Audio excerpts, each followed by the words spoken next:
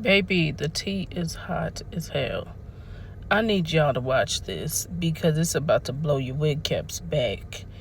There's so much tea that is boiling over. But child, I need y'all to see this. Okay. Gypsy is on a downhill spiral and there's something going on. I just can't put my finger on it. But you know when I clock it. Y'all just watch this. Drop your comments down below after. And this is going to be a video full of stuff. So just keep on watching because there's so much tea about so much stuff that's about to blow everybody with cat back. You act like I don't know she has a kid with Ken. You act like I don't know that. Of course I know that. And no, I've never met Ken and he never wants to meet me. Believe me, he does not want to meet me. He cries like a little girl. He's a baby, all kind of shit when she talks to me. Yeah. I ain't never met somebody to take a baby away more than he does. There's more, don't worry. But I was really surprised that they've never met before. He is the one that originally let us know that GRB said to him that Ken does retin to take away BABY.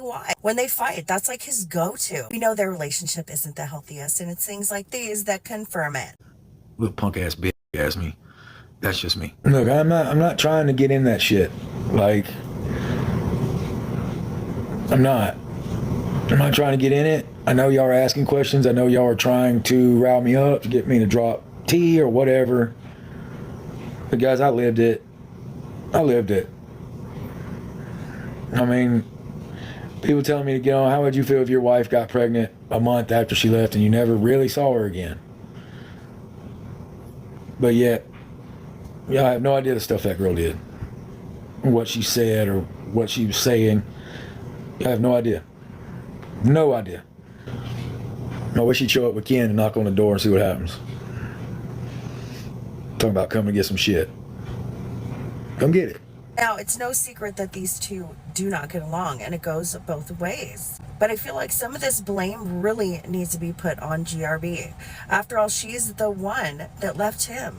And Ryan seems to think it's because of Christy, and I have to disagree. I think GRB is very manipulative, and I think this is her game. That was her game with Nicholas Godejohn. You have to remember that GRB is a master at her craft. And if there's one thing she knows how to do, it's men. GRB had a lot of exposure to men through the Vision Con, through being online and on these dating sites. She wasn't some sheltered little girl like she wants people to think. I mean, there's evidence of this. I didn't just make this up. She was teaching men in their late 30s freaking BDS when she was in her late teens, early 20s. GRB was no shrinking violet. And it's time for us to stop giving her grace. I mean, I don't mean me, because I don't. But it's time to hold her accountable for her part. And that's everybody. That's not just Ryan, but everybody. Everybody that still supports her. Guys, Google is free. Go to Shreddit and look up, I want you to type in Damona's anniversary. And come back here and tell me after you read that, it's evidence, it's police evidence. Damona's anniversary. Tell me if you are still a supporter. There was always a plan to go back to Ken. I really think so. And I think Christy facilitated that, fostered that, and helped it come along faster. But remember, in these emails, we also found out that GRB was going to bring up the idea of having an open marriage with Ryan. And her father and her talked about this. How GRB said it's hard for her to keep her eyes straight on the man she's with.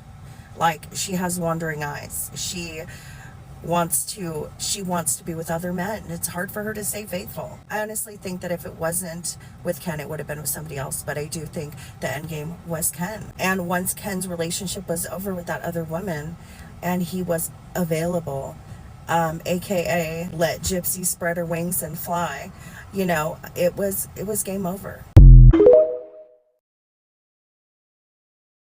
That's behind other fucking names. Shit sucks.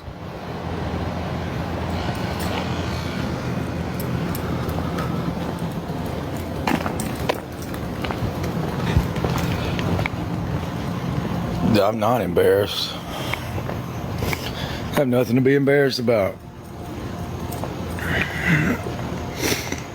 I have nothing to be embarrassed about. I stood on business and I meant what I said. So, nothing to be embarrassed about. What's funny is it's embarrassing if I start releasing her text to me.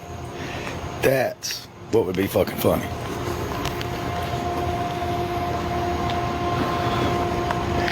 That's what would be fucking embarrassing. Believe me. That's what would be embarrassing. Just saying.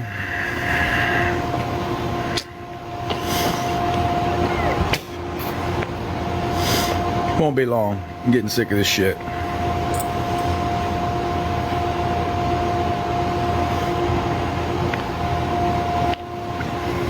Getting sick of this shit. Because all I did was tell the truth. It is sad that I'm the only one who hasn't betrayed her. And she treats me like shit. Yeah, I have nothing. Okay. I've proven that over and over again that I always have shit. I can tell you a story about last time she said when she called me. She doesn't want that story getting out either. So, just say it.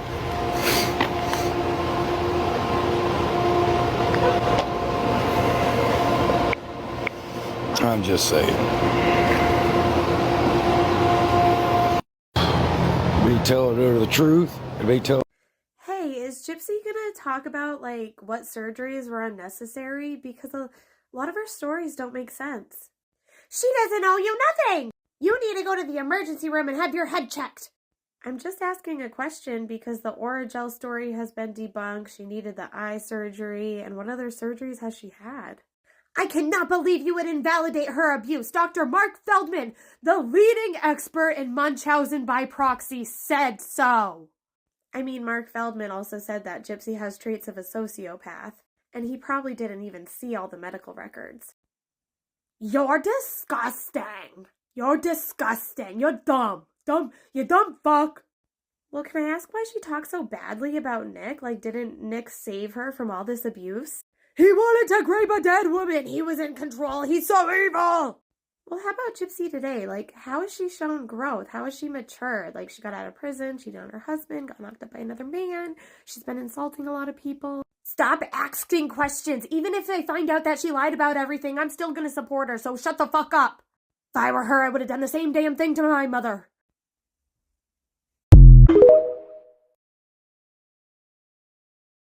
Notice how one of their biggest arguments is that there was a note saying that Diddy was suspected of having Munchausen by proxy. Did you notice the dates of those notes? Yeah, they were before they found out that she had the microdeletion. So why does that even matter? Yo, Bianca Sensory really said TSA, make your cheeks out, okay? Because sis showed up to the airport in a thong bodysuit.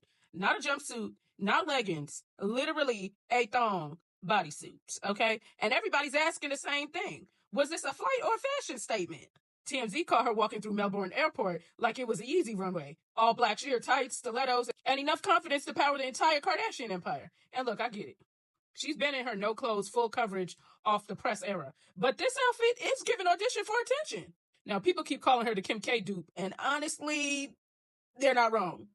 Kim ran so she could walk, okay? Because the body, the boldness, the headlines, the textbook Kim Kardashian marketing.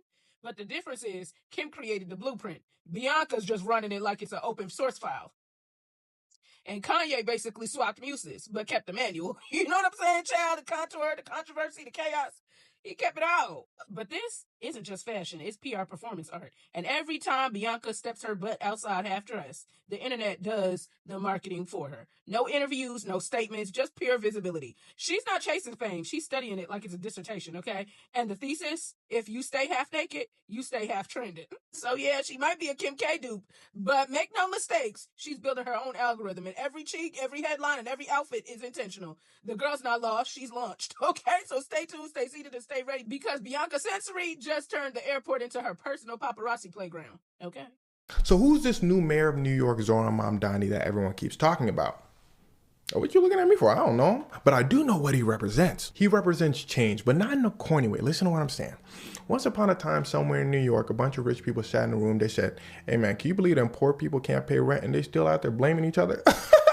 Somebody walked in and said, look, there's this dude named Zohran outside. He's running for mayor. He said he's going to help poor people with transportation, childcare. He's going to help them save with rent. Rich people said, if you give that money to them, it's going to be less for us. What do you think this is? United States of Goodwill? Tell them to watch out. Man, actually, nobody going to vote for him. And well, they were right to think that, because when Zohran first started running, he had like 1% of the vote. Nobody was checking for him. But that's when rich people had a problem, because they underestimated how much people wanted things to change. Now enter Andrew Cuomo, the man who represents the opposite of change. See, he used to be the governor of New York, but he resigned because he got some cases. Cuomo said, okay, I can't be the governor of New York, so what if I just be the mayor of New York? His assistant walked in and said, sir, you got cases though. They said you harassed around 13 staff members, to be specific. Cuomo said, keep your voice down.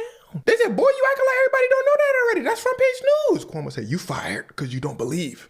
Nobody running against me. Zohran said, actually, Cuomo, I'm running against you. Cuomo said, boy, Mr. 1%, I ain't worried about you. Zohran said, look behind me, there are a little more people. I'm about 20% right now. Stop playing with me. Cuomo said, ooh, he talking back a little bit. It was clear that Zohran was not the type to be pushed around easily. And through rigorous campaigns on social media, he started climbing through the polls because he just popping out with people, hanging out. So rich people said, ooh, that looking close. So they start sending Cuomo money. They said, squash this fool. Cuomo said, I'm trying. Cuomo's campaign manager rushes in and says, sir, I got good news. I got bad news. Bad news is you losing by a lot. Cuomo said, now hold on the last slide, the TikToker said I was winning. Campaign manager said, what can I say? They really like him. But the good news is you don't got to worry about them. They suck. At the same time, though, your debate is coming up and you got to be ready for Mamdani. He going to come out with fire. You know that. Cuomo said, you don't got to worry about that. I got a plan. And he did have a plan. The oldest political trick in the book. Just make people hate the other guy more. But there's something that Cuomo didn't calculate for. Zohran loves the smoke, and here's where things start to get wicked. Boom, it's time for the debate. Cuomo comes out hot. He said, look, Zohran Mamdani wants to be the mayor. 9/11 also happened once upon a time. See, Zohran is Muslim, and he's not hiding it. So throughout the campaign, Cuomo sprinkling on a little bit of comments about his religion. During the debate, however, Mamdani said, just say what you want to say. You want to call me Muslim. I'm not hiding the fact that I'm Muslim. Cuomo said, that's not how this works. We're supposed to sneak this each other on the low. Mamdani said, on the low? Boy, why you whispering? You got cases. This dude weird, y'all. Cuomo said, hey, y'all gonna let him talk to me like that? The interviewer said, Mamdani said, that's what I thought. Did I lie? Cuomo said, ooh, it's getting hot. Then Mamdani puts on a masterclass in public speaking, which is probably one of his greatest political attributes. He's talking about his policies and all that. Cuomo doesn't really have a response because remember, Cuomo's going with the old political strategy. Make people not like the other guy.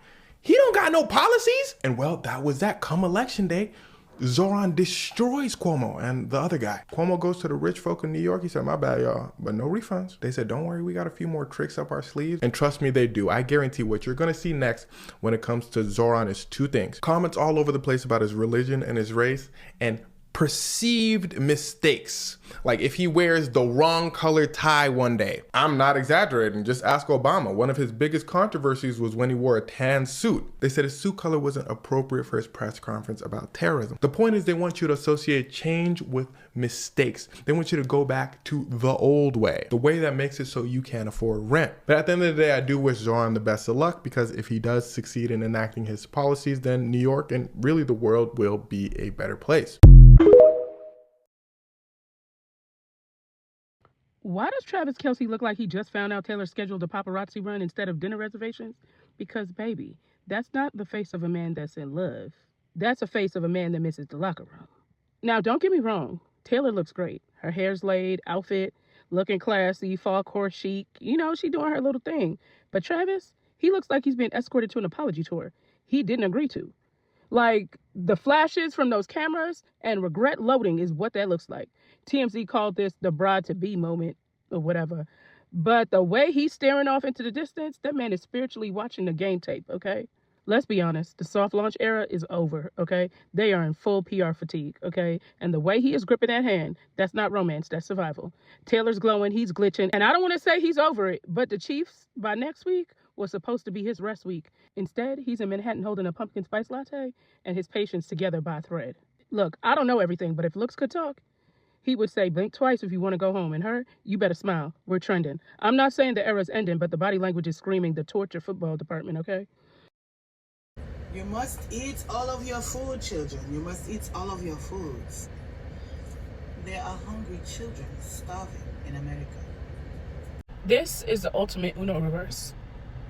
The way she said that, you can't tell me that wasn't petty on 10. And the way America tries to act like Africa is just poor, not realizing how rich Africa is.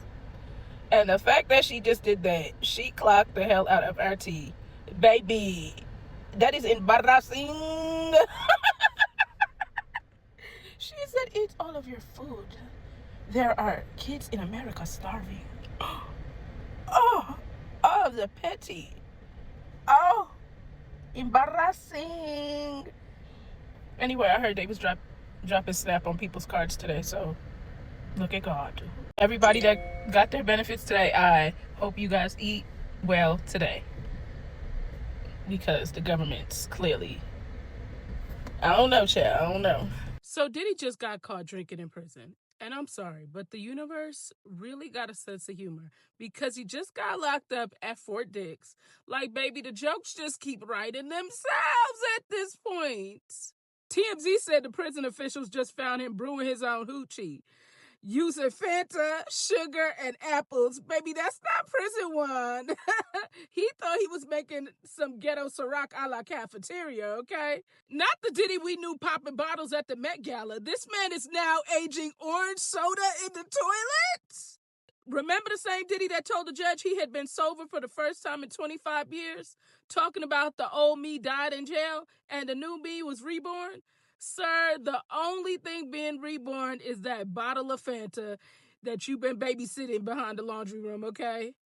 And they said the guards almost moved him to another unit, but decided to let him stay. Of course they did. They said he's not dangerous. He's just drunk and emotional.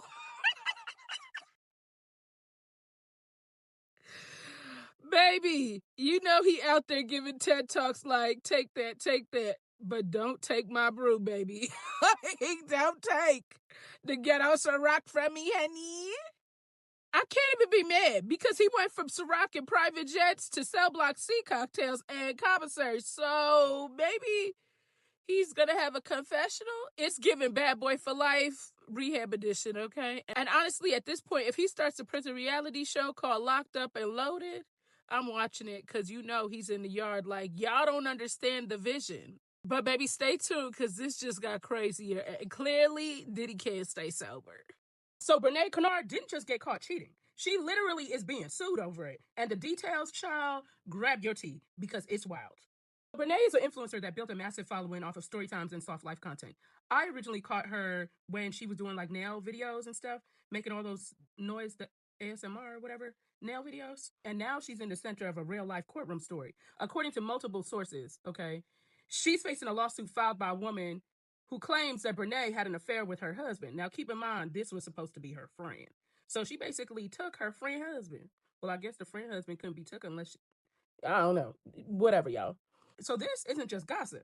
There's actually legal claims for alienation of affection and criminal conversation. Those are two civil claims used when somebody's being accused of breaking up somebody else's marriage. So in plain English, the wife is saying Brenay's involvement wrecked her relationship and caused emotional damage and financial harm. Now, Reddit and TikTok gossip pages have been on fire saying Brenay was in a relationship with the married man, and the same man is at the center of the lawsuits. Now, the accusations include moving in with him after leaving her husband and flaunting the new relationship online while divorced, and a lawsuit was brewing. Now it's all catching up to her. Brand deals slowing down, followers questioning her integrity, and the court filings stacking up receipts.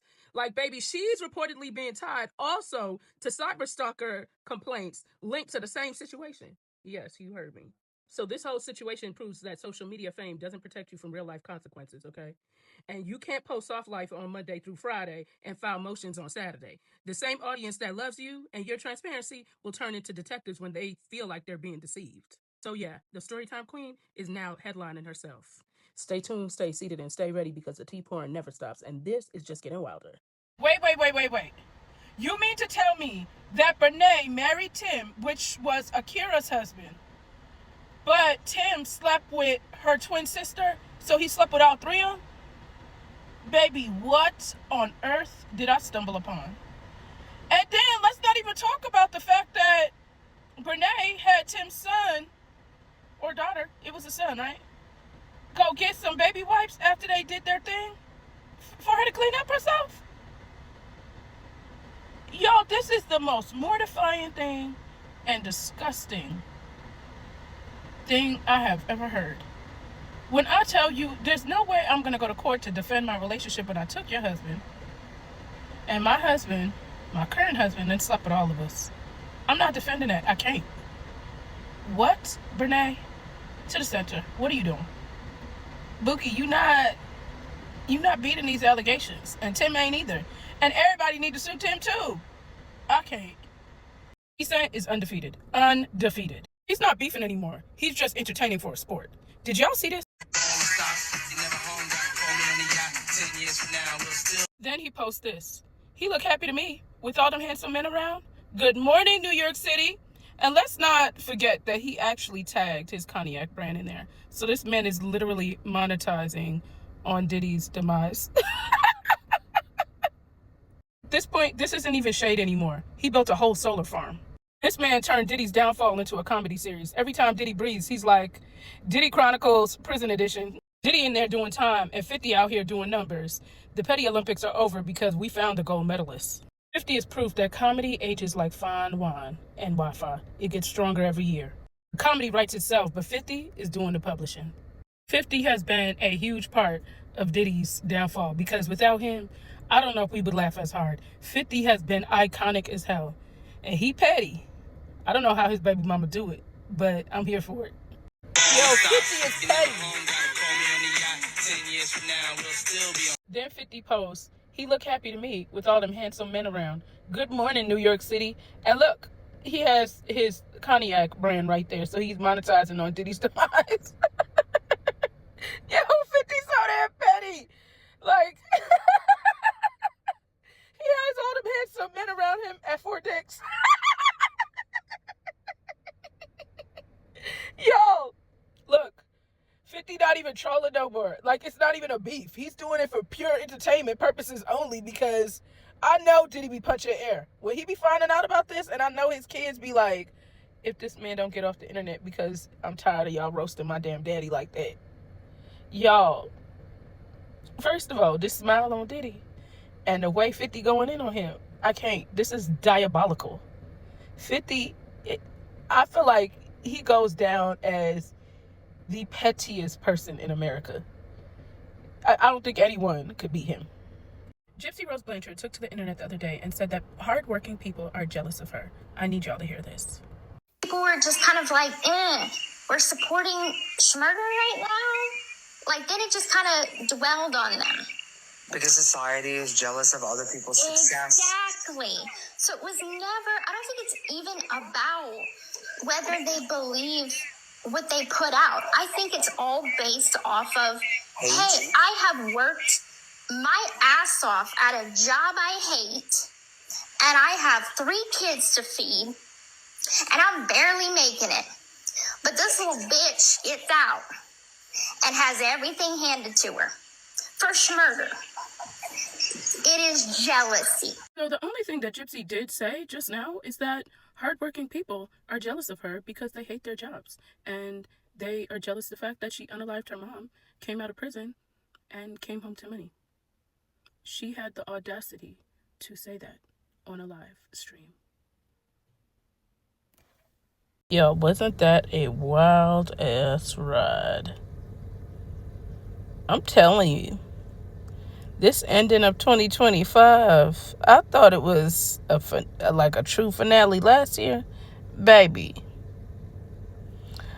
I think we're in for some crazy SHIT. But what do y'all think? How's everybody's doing? Hear me? Everybody doing. I hope you guys are all well. There's something going on right now, but I can't tell you all about it just for I can't talk about it. I wish I could share it with you guys.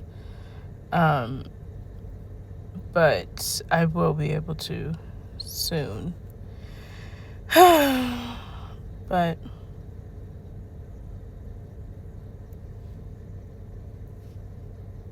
anyway, love you guys long time.